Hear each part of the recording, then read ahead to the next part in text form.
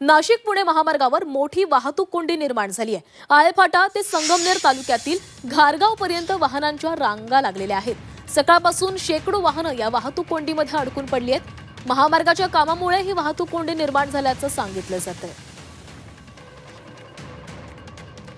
तर नाशिक पुणे महामार्गावर मोठी वाहतूक कोंडी निर्माण झालेली आहे। आळेफाटा ते संगमनेर तालुक्यातील घारगाव या इथपर्यंत वाहनांच्या लांबच लांब रांगा लागलेल्या आहेत। सकाळपासून शेकडो वाहनं या वाहतूक कोंडीमध्ये अडकून पडलेली आहेत। महामार्गाच्या कामामुळे ही वाहतूक कोंडी निर्माण झाल्याचं बोललं जातंय।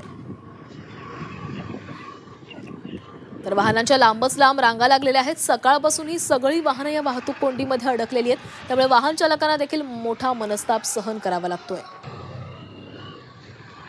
तर नाशिक पुणे महामार्गावर वाहतूक ठप्प झालेली आहे। वाहनांच्या लांबच लांब रांगा लागलेल्या आहेत। आणि या संदर्भात अधिक माहिती घेऊयात। आमचे प्रतिनिधी कुणाल जमदाडे आपल्यासोबत जोडले गेले आहेत। कुणाल, सकाळपासून या महामार्गावर वाहतूक कोंडी झालेली आहे। आता ही वाहतूक कोंडी फुटावी म्हणून काय नेमक्या उपाययोजना केल्या जात आहेत?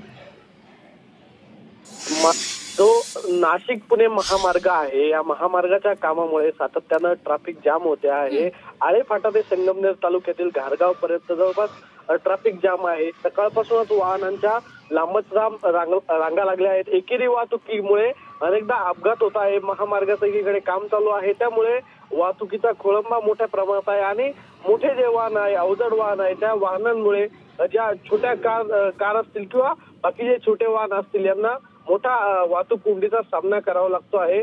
लवकरात लवकर या महामार्गाचं काम जे आहे ते मार्गी लागणं गरजेचं आहे। आणि कुठेतरी या महामार्गाच्या कामामुळे सातत्याने ट्रॅफिक जाम होते आहे आणि त्यामुळे छोट्या वाहतुकीच्या चालकांना मोठा मनस्ताप सहन करावा लागतो आहे।